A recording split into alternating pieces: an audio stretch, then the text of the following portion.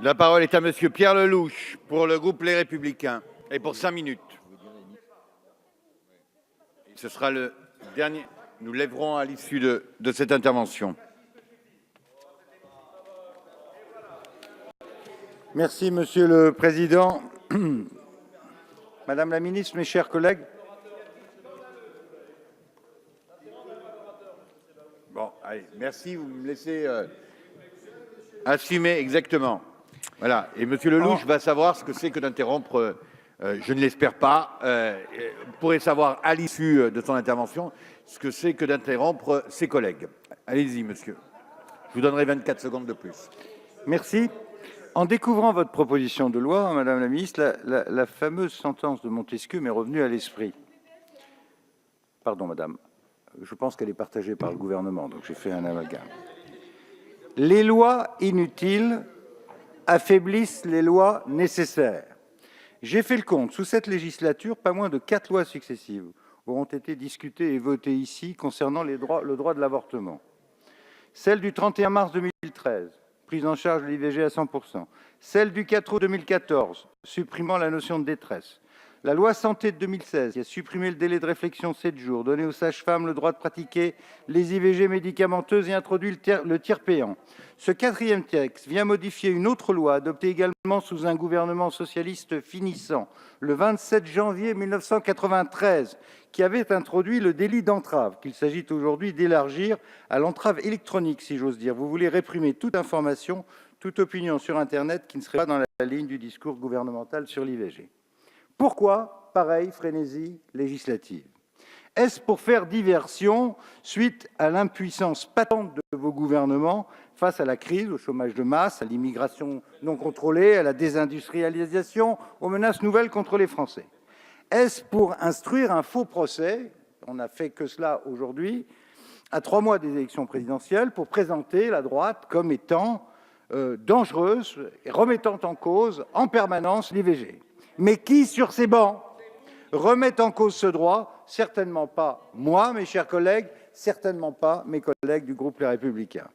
S'agit-il alors d'une énième tentative de captation d'héritage pour faire oublier que ce sont 2 grands hommes politiques, femmes et hommes politiques de droite qui, en 67 et 75, ont introduit dans notre pays la contraception et l'IVG? Ou bien s'agit-il, Madame la Ministre, vous qui êtes férue d'histoire, d'enterrer définitivement le président du Conseil socialiste de l'époque, Alexandre Mirand, qui fit voter le 31 juillet 1920 la fameuse loi criminalisant l'avortement?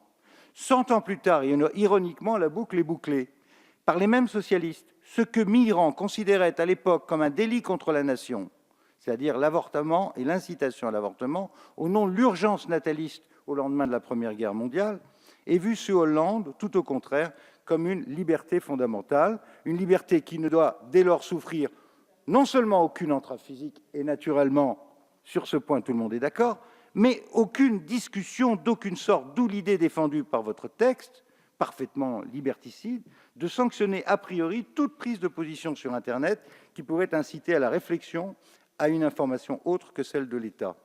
Une telle dérive soulève cependant au moins 2 problèmes. Le problème numéro 1, c'est la liberté d'expression, car que je sache, la République permet d'être soit pour, soit contre, soit avoir des réserves sur tous les sujets de l'immigration, par exemple, jusqu'à l'avortement. Si, par exemple, demain, je dénonce sur Internet les insuffisances des accords de Schengen face aux vagues migratoires, serais-je alors immédiatement accusé de racisme, voire d'exercice de pression morale insupportable sur les éventuels lecteurs, et donc condamné?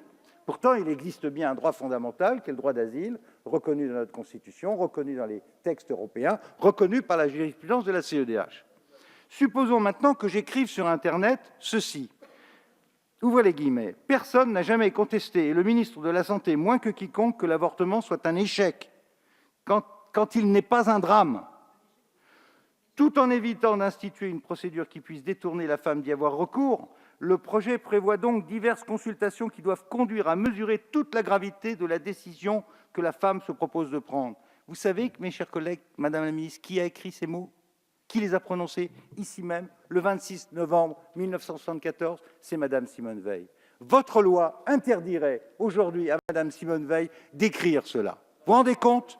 Est-ce que vous vous rendez compte, au nom de quelle police de pensée, de quelle dictature de la bien-pensance, le fait de consacrer le droit à l'IVG interdirait-il d'en débattre? Et au nom de quel droit de la République, ce matin, Madame la Ministre, avez-vous interdit à des hommes de se prononcer sur cette question? Il faudrait donc être femme pour parler d'IVG, immigré pour parler d'immigration, militaire pour parler de budget de défense, mais de quoi parlez-vous, Madame la Ministre? J'en arrive au deuxième problème. Et à bientôt à votre conclusion, monsieur Lelouch. Ben oui, mais... eh ben non, monsieur Lelouch, il y a des règles. 30 secondes. Il y a 40 ans, les mesures de contraception étaient à peine introduites dans notre pays. L'information n'était nullement aussi complète qu'aujourd'hui. Les préservatifs et pilules du lendemain, par exemple, n'existaient pas. Elles sont aujourd'hui disponibles dans les collèges et les lycées. Il existe même une pilule abortive de 48 heures disponible en pharmacie. Or, alors que tous ces moyens sont disponibles, le niveau des avortements en France reste considérable, autour de 200 000, à comparer à 800 000 naissances, ce qui est insuffisant pour assurer le renouvellement des générations. D'où cette question, madame. Le fait de reconnaître absolument le droit à l'IVG, ce qui est notre cas.